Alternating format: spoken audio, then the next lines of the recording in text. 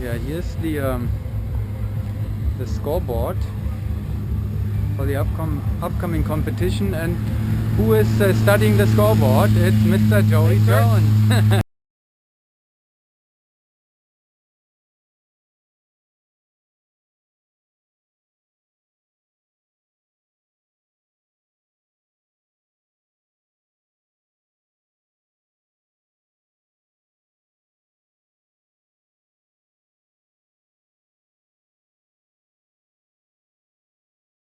How you doing? Hi, Joey. Very well organized in a German style, I guess. Isn't it, huh? Yes. Everything so far. Pretty good, except the weather. I have Yeah. seen the sun, though. For a minute there, I thought it was like unicorns and leprechauns in the sun in Germany, but I saw it for an hour. It was out today. I try to tell myself not to speak about weather any longer. I don't want to jinx it. Well, But I mean, the weather's bad, and it's been bad since I've been here. So maybe if we just talk about how bad it is, it's going to prove us wrong. I agree. It was better in Brazil, I guess. Huh? How It was you warmer. went in Brazil? I wasn't in Brazil with the Belgians, though. They can handle that stuff on their own. But it was warmer in the wintertime in Brazil than it is right now here. That was from the Army girls. They told me that they said it when the sun was out. But maybe tomorrow we see the sun again. Yeah. Teams are in the air though. It's busy. People busy are jumping. morning. Yeah, they're very liberal with the clouds. You know, as long as they've been, which is nice. You need to have that kind of attitude here. So they've been putting teams up if they feel comfortable. They're putting the teams up in most conditions. You know. How's Hayabusa? Hayabusa doing pretty good. I mean, they just came back from a world record performance in Brazil. Had a great time. Broke their own average by 10 points, I think, over 8 rounds. And they're a little bit jet lagged and tired still. They've only been home 2 days, and then they drove out here. But this is just a training meet, really working towards Dubai again. They want to repeat that meet out there. So we're going to come here and see where we stand and where the strengths and weaknesses are, and because they've done one jump yesterday, they're going to make 2 today. That's not the proper build-up for a world competition, but I mean, they're going to go for it and do their best and go to town, but it's more to just see where things stand.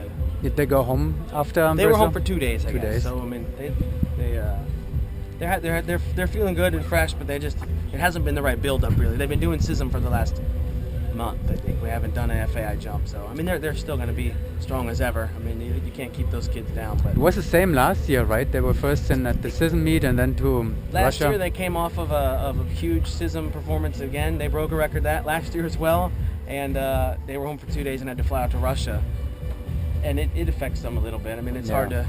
I know that 98 at the World Cup, airspeed didn't come, and we went to the World Cup and won that, and then lost the nationals. And airspeed did it in 95. They tried to do both, and they didn't do very well at the nationals in 8-way after winning the World Cup. So it'll play out better for them next year when the world meet is so late. they're very excited about next year. That's kind of why we're going to do this build up towards Dubai this year as a trial run for next year. But that was the main focus, and as a dry run for what we're going to do next year. And then they can do SISM, and they actually have a proper build up. They don't have to go from one competition to another, because I mean, even Tiger Woods will pull out of some of those smaller meets before he's doing the big competitions. Tiger who?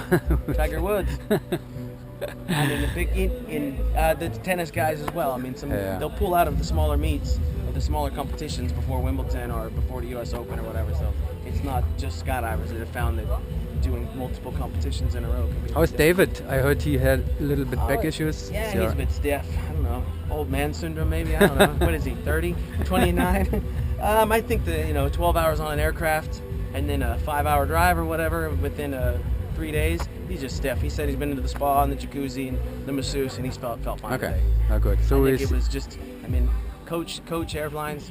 They don't fly first class, the Belgians, not yet anyway. They need to get that in their deal, I guess. Oh, and they're not planning to end up second or third here, I guess. No, they're planning to win. I mean, we're going for it for sure.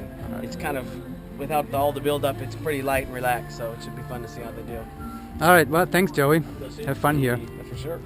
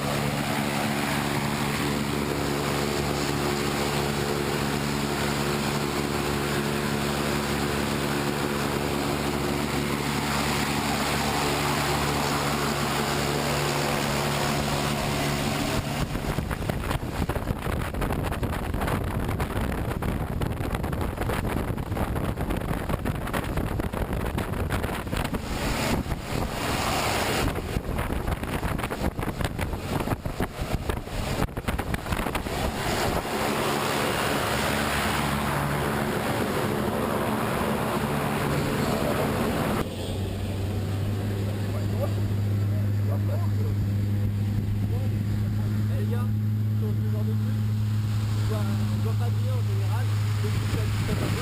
of the French B team. The other French B team. Bonjour, monsieur. Madame, monsieur.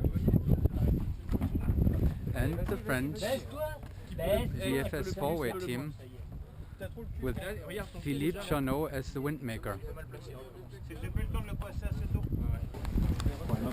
Das sind die hier. Kurz hat Gesprächsbedarf mit euch. Ich hab ein ernsthaftes Gespräch mit euch zu führen. Wenn es ein kurzes ist. Es geht um die gelbe Fahne, die da Keine Ahnung, in Russland. Ja, was für eine gelbe Fahne denn? Ja, das ist das Problem, dass keiner weiß, wo sie ist. Echt? Ne? Ja. Das ist aber gar nicht. Ja, aber ne, im Grunde wissen die Leute, wo sie ist, dass sie irgendwie in deutschen Händen ist. Echt?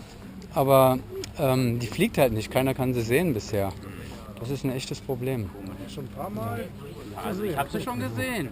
Ihr habt sie schon gesehen? Ich habe sie schon gesehen. Hier auf dem Platz? Aber ich habe sie nicht gekriegt, ja. Die war irgendwo. Bei den Öffnungen mal runterkommen. Ja, mal gucken, so sieht man die manchmal. Nicht immer, aber manchmal sieht man sie schon. Also man hätte sie schon sehen können. Wenn man geguckt hätte, so. Die anderen Leute, die jetzt am falschen runterkommen, könnten das also sehen dann? Weiß ich nicht, ob die das jetzt sehen könnten. Also wir sind ja auch nicht blöd, oder? Okay, jetzt schalte ich